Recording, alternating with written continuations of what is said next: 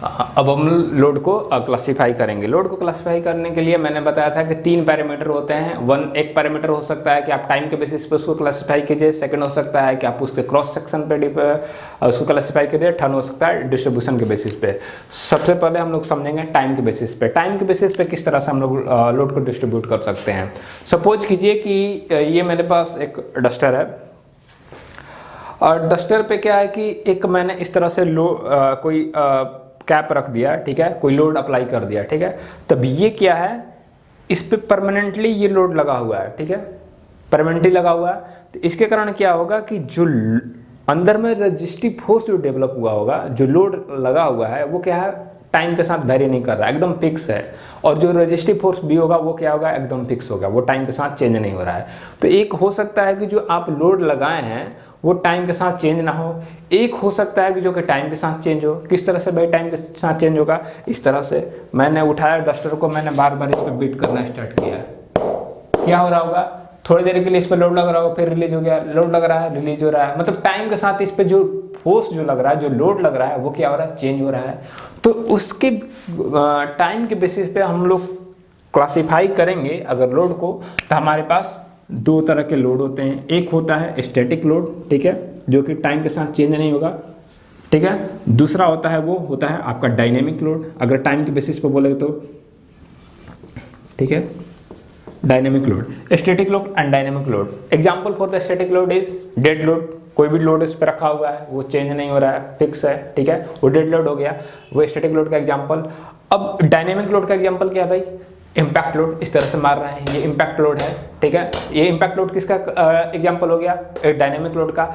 Impact load के अलावा इसमें बोल सकते हैं कि आपका एक होता है फटीग लोड, ठीक है। फटीग लोड भी क्या होता है, वो टाइम के साथ चेंज होता रहता है। अब ये हो सकता है आप लोग फटीग लोड नहीं जानते हो तो आपको समझाते हैं फटीग लोड।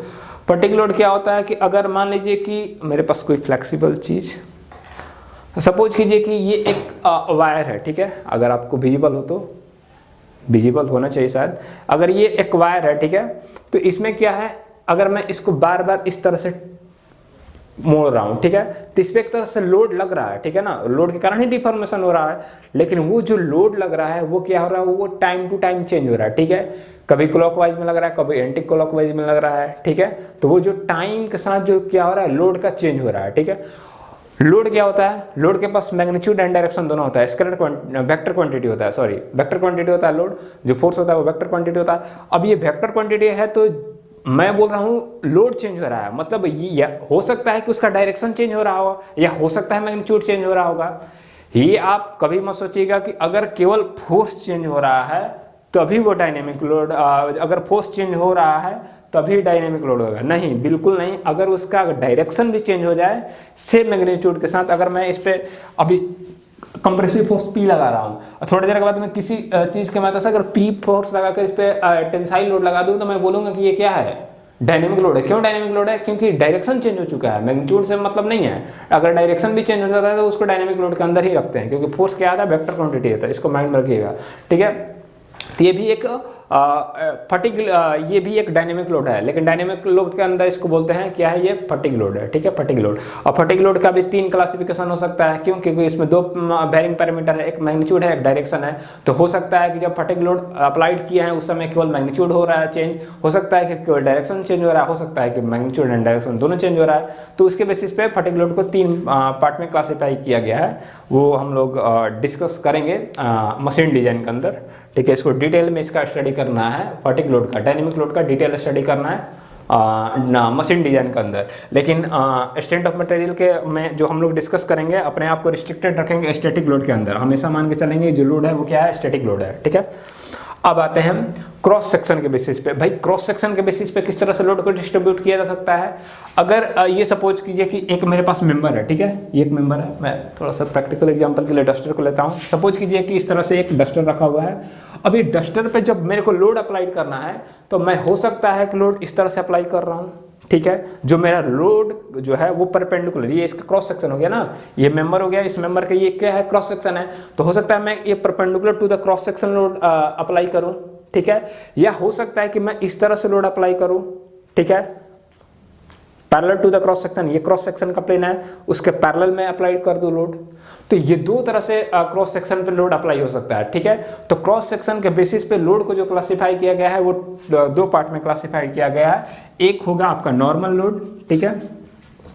नॉर्मल कब बोलेंगे नॉर्मल लोड है वो, जब आपका जो लोड होगा वो परपेंडिकुलर टू द जो लोड होगा वो perpendicular to the cross section होगा, तब उसको बोलेंगे वो क्या है, नॉर्मल लोड है, ठीक है। अगर जो लोड होगा वो parallel to the cross section है तो उसको हम लोग बोलेंगे क्या है, वो कौन सा लोड है, शियर लोड है। क्या है, शियर लोड, ठीक है, शियर लोड। अब आइए normal load and shear load. अब नॉर्मल लोड के अंदर भी एग्जांपल हो सकता है बहुत सारा। कैसे हो सकता है भाई, अलग अलग क्लासिफिकेशन नॉर्मल लोड के अंदर भी हो सकता है। क्या हो सकता है, एक तो हो सकता है कि आप जो टेंसाइल लोड ये हो सकता है कि आप इस तरह से इसमें पुल कर रहे हो लोड से, ठीक है, या हो सकता है पुश कर रहे हो। तो अगर आप पुल कर रहे हैं तो उसको हम लोग बोलते हैं कंप्रेसिव लोड। अगर मैं इस तरह से पुल करूं लोड लगाकर इस तरह से, तो इसको हम लोग बोलेंगे क्या है, ये कंप्रेसिव लोड है, ठीक है। अगर मैं इसको पुश करूं, ठीक है, सॉरी पुल करूंगा तो इसको बोलूंगा टेंसाइल लोड है। अगर मैं इस तरह से पुश करूंगा तो इसको बोलेंगे क्या है, कंप्रेसिव लोड है, ठीक है। तो टेंसाइल लोड का नॉर्मल लोड के अंदर भी अलग अलग कैटेगरी होता है। एक होता है टेंसाइल लोड, ठीक है। अगर आप उसको ऑब्जेक्ट को अगर आप पुल कर रहे हैं तो उसमें कौन सा लोड लगेगा, टेंसाइल लोड लगेगा। अगर आप पुश कर रहे हैं तो उसमें क्या लगेगा, कंप्रेसिव लोड, ठीक है। अगर पुल कर रहे हैं तो उसको बोलते हैं कंप्रेसिव लोड अप्लाइड है वहां पे, कब, जब पुश करेंगे, ठीक है। अब ये होगा टेंसाइल एंड कंप्रेसिव। अब ये हो सकता है कि जैसे मैं ये जो मेरा बॉडी है, ये जो क्रॉस सेक्शन है, क्रॉस सेक्शन के सेंटर पे जब लोड अप्लाई कर रहे हैं, ठीक है, क्रॉस सेक्शन के सेंटर पे जब लोड अप्लाई कर रहे हैं तब का केस हो सकता है टेंसाइल और कंप्रेसिव। बट अगर आप इसके सेंटर पे अप्लाई ना करके थोड़ा सा ऊपर करते हैं, जैसे मैं इसका अगर मैं सेंटर बनाऊं तो यहाँ पे कुछ होगा, अगर आपको विजिबल हो तो इसका जो सेंटर होगा थोड़ा सा ऊपर होगा, ठीक है, यहाँ पे सेंटर है, ठीक है। यहाँ पे सेंटर, अगर मैं सेंटर पे लोड अप्लाई कर रहा हूँ तो वो टेंसाइल होगा, ठीक है, एक्सियल टेंसाइल या कंप्रेसिव लोड होगा। अगर मैं इसको सेंटर पे ना लगाकर सेंटर से थोड़ा सा इसेंट्रिक लगाऊं, ठीक है, जैसे मैं इसको मैं मानता हूँ कि ये मेरा सेंटर है, ठीक है। अगर मैं सेंटर पे इस तरह से लोड P अप्लाई कर दूं तो ये हम लोग बोलेंगे कि ये जो नॉर्मल लोड है वो कैसा है, लोड है, एक्सियल लोड है। जो नॉर्मल लोड जो अप्लाई किए हैं वो किस कैटेगरी का है, वो एक्सियल लोड है, ठीक है, एक्सियल लोड है। अगर मैं इसी लोड को, जो P लोड मैंने लगाया है, अब इसको मैं हटाकर थोड़ा सा ऊपर की तरफ शिफ्ट कर देता हूँ, ठीक है। मैं इसको हटाकर, जो मेरा लोड यहाँ पे था, मैं इसको यहाँ पे लगाता हूँ, ई डिस्टेंस एबव, ठीक है, सेंटर से ई डिस्टेंस ऊपर जाकर मैंने लगाया जो लोड P, एक्सटर्नल लोड जो P लगाया, तो ये मैं बोलूंगा कि ये क्या है, इसेंट्रिक एक्सियल लोड है। किस तरह का है, इसेंट्रिक एक्सियल लोड, ठीक है, इसेंट्रिक एक्सियल लोड, ठीक है। अभी मैंने क्या बताया आपको, अगर मैं पुल कर रहा हूं तो वो क्या है, टेंसाइल है। अगर मैं पुश कर रहा हूं तो वो क्या है, कंप्रेसिव है, ठीक है।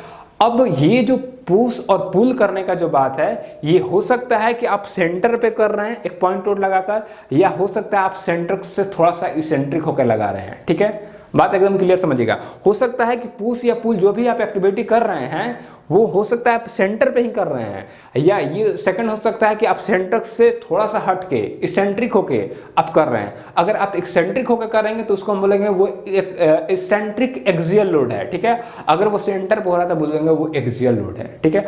अब अगर टेंसाइल हो रहा होगा, अगर मैं सेंटर से थोड़ा सा ऊपर होके अगर मैं पुल कर रहा हूँ तो मैं बोलूंगा कि ये इसेंट्रिक एक्सियल टेंसाइल लोड है। क्या है वो, है एक्सेंट्रिक एक्सियल टेंसाइल लोड, ठीक है। अगर मैं सेंटर पे ही रखकर मैं पुल कर रहा हूं तो उसको बोलेंगे एक्सियल टेंसाइल लोड है, ठीक है। अगर मैं सेंटर पे ही कंप्रेसिव कर रहा हूं तो उसको बोलेंगे एक्सियल कंप्रेसिव लोड है। अगर मैं इस सेंटर से थोड़ा सा हटकर अगर मैं पुश कर रहा हूं तो बोलेंगे इसेंट्रिक एक्सियल कंप्रेसिव लोड है, ठीक है, इसेंट्रिक एक्सियल कंप्रेसिव। इसको हम लोग थोड़ा सा डायग्राम बनाकर थोड़ा सा एकदम डिटेल में समझते हैं, ठीक है। डायग्राम से आपको ज़्यादा क्लियर होगा। बट इसको डायग्राम से हम लोग समझेंगे। इससे पहले हम लोग एक चीज़ क्लियर कर रहे हैं, क्योंकि इसी के बीच में सब हम लोग अभी ज़्यादा डिटेल में डिस्कस करेंगे, ठीक है ना। नॉर्मल लोड और शियर लोड के बारे में ज़्यादा डिटेल में डिस्कस करना है। ये तो पता हो गया स्टैटिक लोड के अंदर भी हो सकता है कि ये सब कैटेगरी आता है। अब हम लोग थोड़ा सा डिस्कस कर लेते हैं on the basis of distribution, ठीक है, लोड का क्लासिफिकेशन। उसके बाद हम लोग इस पर आएंगे फिर से दोबारा। अब ये जैसे ये एक मेंबर है, ठीक है, इस मेंबर में जो मेरा लोड है वो हो सकता है कि एक पॉइंट पे लगा दूं, ठीक है, एक पॉइंट पे लगा दूं इस तरह से, ठीक है, इस तरह से एक पॉइंट पे इस तरह से पी लोड में लगा दिया, ठीक है। तो ये मैं क्या बोलूंगा, एक पॉइंट लोड है, ठीक है। डिस्ट्रीब्यूशन के बेसिस पे हम लोग क्या बोल देंगे, हो सकता है कि आप एक पॉइंट लोड लगा दिए, ठीक है, या हो सकता है कि मैं जिस तरह से मैं ये है, ठीक है, ये मेंबर है, मैं इस पे इस तरह से फोर्स लगा दिया, तो एक बेसिकली ये क्या है, एक पॉइंट लोड है, पॉइंट लोड है। या हो सकता है कि मैं इस पे इस तरह से लोड ना लगा के कोई एक मेंबर, जैसे मैं इसको मैं इस तरह से इस पे रख दिया, तो ये क्या हो गया कि ये जो जितना इसका लोड होगा, ये लोड पूरे डिस्ट्रीब्यूट होगा, कहाँ से कहाँ तक, यहाँ से लेकर यहाँ तक। ये क्या होगा, इसका जो लोड है वो यूनिफॉर्मली डिस्ट्रीब्यूटेड हो गया। क्या होगा, यूनिफॉर्मली डिस्ट्रीब्यूटेड हो गया। तो जो लोड है वो क्या हो सकता है, पॉइंट लोड हो सकता है, या हो सकता है uniformly distributed load, UDL, uniformly distributed load shortcut में मैं दिखाऊं। या हो सकता है कि आप इस तरह से ना कर रखकर कोई ऐसा आप मेंबर रख दें जो जिसका शेप यूनिफॉर्म नहीं हो। जैसे मैं एक मेरे पास पड़ा हुआ है, ठीक है, ये कोलगेट का है। अब यहाँ पे देखिए इसका एक लोड है, ठीक है, एक अपना लोड होगा, हो सकता है ये 100 ग्राम का होगा, ठीक है। अगर इसका जो लोड है वो उसमें आप देखिएगा कि इस साइड में पूरा फिलअप है, इस साइड में ब्लैंक है, खाली है, ठीक है। अब ये इसका क्या होगा, मतलब इसका जो लोड होगा वो इधर ज़्यादा होगा, जो इसका मैग्नीट्यूड होगा लोड का वो इधर ज़्यादा होगा, इधर कम होगा। जैसे मैंने इस पे रखा तो इसका मतलब क्या हुआ, इधर जो लोड इस मेंबर पे, ये डस्टर पे जो लोड लग रहा हो, इधर कम लग रहा होगा और इधर ज़्यादा लग रहा होगा। तो ये मतलब क्या होगा, वैरिंग लोड है। ये वैरिंग लोड में भी हो सकता है दो कैटेगरी हो, या तो यूनिफॉर्मली वैरिंग लोड हो या नॉन यूनिफॉर्मली वैरिंग लोड हो, ठीक है। तो यहाँ पे हम लोग जो थर्ड कैटेगरी होगा वो क्या होगा, यूनिफॉर्मली वैरिंग लोड, ठीक है, यूनिफॉर्मली वैरिंग लोड। और जो फोर्थ कैटेगरी होगा वो क्या होगा, नॉन यूनिफॉर्मली वैरिंग लोड, ठीक है, NUVL, ठीक है। UVL uniformly varying load, point load हो सकता है, आपका UDL हो सकता है, UBL हो सकता है, NUVL हो सकता है। ये है 4 category on the basis of distribution. अब इसको डिनोट करने के एक तरीका होता है, ठीक है, UDL है, UBL है, इस तरह से आपको तो लिख कर देगा नहीं, एक नोटेशन होता है जो कि हम लोग अभी देख लेते हैं। नोटेशन किस तरह से होगा, एक मेंबर इस तरह से बना देगा, ठीक है, ये इस तरह एक मेंबर हो गया, ठीक है। इस मेंबर पे अगर इस तरह का शेप बना हुआ है, ठीक है, तो इसका मतलब क्या है, ये यूनिफॉर्मली वैरिंग लोड है। क्या है, UVL है, यूनिफॉर्मली वैरिंग लोड, UVL, ठीक है। इससे आप समझ जाइएगा। अगर जो शेप है उसमें इस तरह से बनाया हुआ है, जो लोड का डिस्ट्रीब्यूशन है अगर इस तरह से दिखाता है, ठीक है, इस तरह से कुछ इस तरह से, कहने का मतलब ये क्या दिखा रहा है, इधर जो लोड है इधर कम है, और जिस तरह से हम लोग इधर एक्स डायरेक्शन में बढ़ते जा रहे हैं तो उसके अकॉर्डिंग ये जो लोड का वैल्यू है वो क्या होता है, मैग्नीट्यूड है वो बढ़ते जा रहा है। तो ये क्या हो गया, ये UVL का एग्जांपल है। किसका एग्जांपल है, UVL का, यूनिफॉर्मली वैरिंग लोड का। ये किसका एग्जांपल है, UVL का। इस तरह से आपको डिनोट करके देगा, UVL, यूनिफॉर्मली वैरिंग लोड। जो पिछला केस था यूनिफॉर्मली डिस्ट्रीब्यूटेड लोड का था, ये किसका केस है, UVL का है, ठीक है, यूनिफॉर्मली वैरिंग लोड का है। नॉन यूनिफॉर्मली वैरिंग लोड का केस हमको देखने को नहीं मिलता है स्टूडेंट ऑफ मटेरियल में, हम लोग के सिलेबस में ये है नहीं, तो इसके बारे में ज़्यादा चर्चा नहीं करेंगे। हम अब सीधे सीधे आते हैं किस पे, नॉर्मल लोड के अंदर डिटेल डिस्कशन करने के लिए, ताकि आपको क्लियर हो। एक इमेज से मैं आपको सारा क्लियर करता हूँ। थोड़ा सा डिटेल में डिस्कशन करते हैं नॉर्मल लोड के बारे में, क्योंकि नॉर्मल लोड और शेयर लोड जो कि क्लासिफाई किए थे हम लोग बेसिस ऑफ क्रॉस सेक्शन, ये हम लोग को यूजुअली पूरे स्टेशन में मैक्सिमम आपको देखने को मिलेंगे, ठीक है। और इसी से स्टार्ट करना है, इसलिए हम लोग इसको थोड़ा सा डिटेल में स्टडी करेंगे। नॉर्मल लोड को मैंने आपको बताया है, नॉर्मल लोड जो होता है वो 2 तरह का होता है, ठीक है। सॉरी, जो हम लोग लोड अप्लाई करते हैं जो ऑन द बेसिस ऑफ, अगर क्रॉस सेक्शन बात करें तो वो 2 तरह का होता है। एक होता है आपका नॉर्मल लोड और दूसरा होता है शेयर लोड, ठीक है। नॉर्मल लोड जो होता है वो उसमें हो सकता है कि जो लोड लगे जैसे मैं ये मेरा मेंबर है, इस तरह से इसको इसी तरह से समझिए कि सेम मेंबर इस पे है बनाया हुआ प्रोजेक्ट करके। इस मेंबर पे अगर मैं इसका जो सेंटर होता है, क्रॉस सेक्शन का सेंटर, जैसे मैं ये इसका क्रॉस सेक्शन हो गया, ये क्रॉस सेक्शन हो गया, क्रॉस सेक्शन का ये एक सेंटर हो गया। अगर हम क्रॉस सेक्शन के सेंटर पे लगाएंगे तो वो जो नॉर्मल लोड होगा, परपेंडिकुलरली लगाएंगे तो वो नॉर्मल होगा, अगर पैरेलल लगाएंगे तो वो शियर होगा। अगर जो परपेंडिकुलर लगाया हुआ फोर्स जो सेंटर से पास हो रहा है तो उसको हम लोग बोलेंगे एक्सियल लोड। क्या बोलेंगे? Axial load. अगर जो लोड अप्लाई किया गया है वो सेंटर से पास करेगा तो उसका हम लोग नाम देंगे क्या? Axial load. ठीक है, उसका नाम देंगे एक्सियल लोड। अगर वो सेंटर से पास ना करके थोड़ा सा इसेंट्रिक होगा, जैसे में ये जो P1 है वो क्या है? ये P1 एक एक्सियल लोड है, एक्सियल लोड है। ठीक है, अगर यहाँ पे कुछ सेंटर से ऊपर जाकर मैं एक फोर्स लगाता हूँ P2 at a distance E from the centre, ठीक है, तो हम लोग P2 को क्या बोलेंगे? P2 को हम लोग बोलेंगे eccentric load, eccentric axial load. ठीक है, एक्सेंट्रिक एक्सियल लोड। अगर जो लोड है एक्सेंट्रिक एक्सियल लोड, अगर वो लोड है जो सेंटर पे ना लगा तो थोड़ा सा इसेंट्रिक करके लगाते हैं तो उसको हम लोग बोलते हैं इसेंट्रिक एक्सियल लोड। अब ये जो एक्सेंट्रिक एक्सियल लोड है या एक्सियल लोड है वो हो सकता है कि वो क्या हो? टेंसाइल नेचर का हो या हो सकता है कंप्रेसिव नेचर का। अगर पुल कर रहे हैं तो वो टेंसाइल नेचर का है, अगर पुश कर रहे हैं तो वो क्या है? कंप्रेसिव नेचर का है। ठीक है, अब इसी को हम लोग एग्जांपल से समझते हैं। ये जो है P1 क्या है? ये कंप्रेसिव नेचर का है। इसको मैं थोड़ा सा इधर डायरेक्शन कर दूँ, एरो का डायरेक्शन अंदर बना हुआ। तो ये जो P1 है वो किस तरह का है? ये फोर्स कंप्रेसिव नेचर का है, तो हम लोग उसको बोलेंगे, इसको क्या बोलेंगे? Axial tensile load, axial tensile load. P1 जो क्या है वो एक्सियल टेंसाइल लोड है। P1 क्या है? एक्सियल टेंसाइल लोड है। जबकि P2 जो है वो P2 क्या है? Eccentric axial compressive load.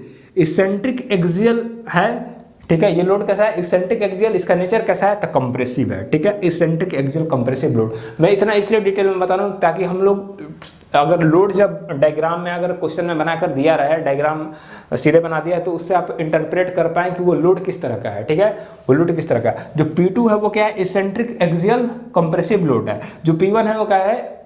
Axial tensile load है। अब इसी में एक और मैं बनाता हूँ, मैं P1 को हटाता हूँ, अब मैं इसके जगह पे कोई P3 लगा देता हूँ। ये P3 क्या है? टेंसाइल, पुलिंग हो रहा है, टेंसाइल नेचर का है। कहाँ पे लगा हुआ है भाई? तो सेंटर पे लगाओ, सेंटर से पास कर रहा है, नॉर्मल है, तो इसको क्या बोलेंगे? एक्सियल। ठीक है, axial tensile load, axial tensile load. ठीक है, ये हो गया किसके लिए भाई? नॉर्मल लोड के लिए। अब शियर में क्या होगा? शियर जो होगा वो किस तरह से लगेगा? परपेंडिकुलर लगेगा, इस तरह से क्रॉस सेक्शन के क्रॉस सेक्शन के पैरेलल लगेगा, इस तरह से। ठीक है, अब जब क्रॉस सेक्शन से पैरेलल लगेगा तो वो भी हो सकता है कि जो पॉइंट लोड है वो किस तरह से पार करे? सेंटर से पार करे। ठीक है, या हो सकता है कि वो थोड़ा सा इसेंट्रिक होकर पार करे, तो वहां पे भी हो सकता है जो शियर लोड हो वो इसेंट्रिक शियर लोड हो या हो सकता है शियर लोड हो, सिंपल शियर लोड हो। ठीक है, आइए उसको हम लोग थोड़ा सा इसके डायग्राम में देखते हैं। इसको हटाते हैं हम। एक्सियल लोड और eccentric axial load. Axial load कब होगा? जब वो सेंटर से पार करेगा। अगर सेंटर से हटकर पार करेगा, जो लोड का जो डायरेक्शन है वो लोड से सेंटर से हटकर पार करेगा, उसको बोलेंगे इसेंट्रिक। अब आते हैं थोड़ा सा शियर में डिस्कस करते हैं। ठीक है, शियर के केस में क्या होगा? अगर सपोज करते हैं इधर से कोई लोड P1 मैंने यहाँ पे लगाया, ठीक है, P1 यहाँ पे लोड लगाया। ये जो P1 है, जो P1 लोड मैंने ये लगाया, ये क्या है? सेंटर से पार कर रहा है। और ये इसका जो प्लेन है वो parallel to the cross section है, to plane of the cross section, parallel है दोनों का। अब यहाँ पे क्या होगा? ये सेंटर से भी पार कर रहा है प्लस में पैरेलल है। पैरेलल दोनों का प्लेन होने के कारण क्या होगा? ये शियर हो गया। और सेंटर से पार कर रहा है तो इसको क्या बोलेंगे?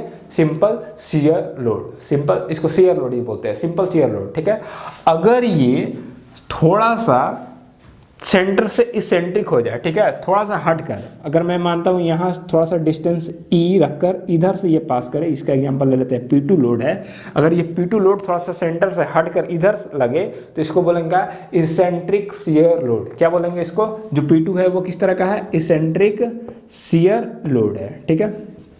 तो शियर लोड भी दो तरह का होता है, एक इसेंट्रिक शियर लोड होगा, एक सिंपल शियर लोड होगा। अब हम लोग डिस्कस जो और भी लोड होते हैं, जैसे में बेंडिंग कपल होता है, ट्विस्टिंग कपल होता है, इसको हम लोग जब पर्टिकुलर जब बेंडिंग का मोमेंट एंड ट्विस्टिंग मोमेंट पढ़ेंगे उस समय इसको डिटेल में डिस्कस करेंगे। बस ये जान लीजिए कि बेंडिंग कपल, ट्विस्टिंग कपल भी होते हैं और ट्रांसवर्स शियर लोड होता है। ये सब कुछ अभी होते हैं जो लोड है, जो कि डिस्कशन के दौरान ही हम लोग पढ़ेंगे, ताकि एक ही बार में काफ़ी ज़्यादा हौच-पौच हो जाएगा लोड के अलग अलग क्लासिफिकेशन में। अब हम लोग सीधे आते हैं अपना नेक्स्ट थीम पे। अब क्या करना भाई, मैंने लोड के बारे में पढ़ लिया, ठीक है, अब लोड के बारे में बेसिक इन्फॉर्मेशन आ गया। अब हम लोग देखकर समझ सकते हैं कि वो किस तरह का लोड है, उस पर कुछ क्वेश्चन भी सोल्व कर सकते हैं, ठीक है। नेक्स्ट जो चीज़ है वो हम लोग को ये समझना है कि जब मैंने स्ट्रेस आपको बता रहा था, जब हम आपको स्ट्रेस बता रहा था, उस समय आपको बोला कि स्ट्रेस जो होता है वो लोड पर यूनिट एरिया होता है, internal resistive force per unit area होता है। प्रेशर के केस में भी इसी तरह का होता है, ठीक है ना। प्रेशर भी होता है P/A। अगर आप स्ट्रेस का फॉर्मूला P/A आपको देखने को मिलता है सिंपल। अगर प्रेशर का भी अगर आप फॉर्मूला देखिएगा तो उसमें भी आपको रहेगा क्या, प्रेशर को मैं P से ही डिनोट करता हूँ, यहाँ पे लोड को मैं FI कर देता हूँ, ठीक है ना, ताकि प्रेशर और फोर्स लोड में डिस्क्रिमिनेट कर पाएँ। यहाँ प्रेशर को हम लोग बोलते हैं F/A, ये भी F/A होता है, स्ट्रेस भी F/A होता है, मतलब लोड पर यूनिट एरिया, उसमें भी लोड पर यूनिट एरिया है। बेसिक डिफरेंस क्या होता है प्रेशर और स्ट्रेस में, स्ट्रेस कैसे प्रेशर से अलग है, इसके बारे में हम लोग नेक्स्ट वीडियो में समझेंगे। लेकिन इससे पहले मैं आपसे रिक्वेस्ट करता हूँ कि आप डिस्क्रिप्शन बॉक्स में जाइए और आपसे जो क्वेश्चन पूछा गया उसका आप आंसर दीजिए, ताकि हम लोग एनालाइज कर पाएँ आप कितना ग्रैस्प किए हैं, ठीक है। और आपसे ये उम्मीद रखते हैं कि आप अपना आइडिया जो है प्रेशर और स्ट्रेस के बीच का जो डिफरेंस का है वो आप हमें कमेंट सेक्शन में मेंशन कर सकते हैं या गूगल फॉर्म में मेंशन कर सकते हैं। Thank you very much.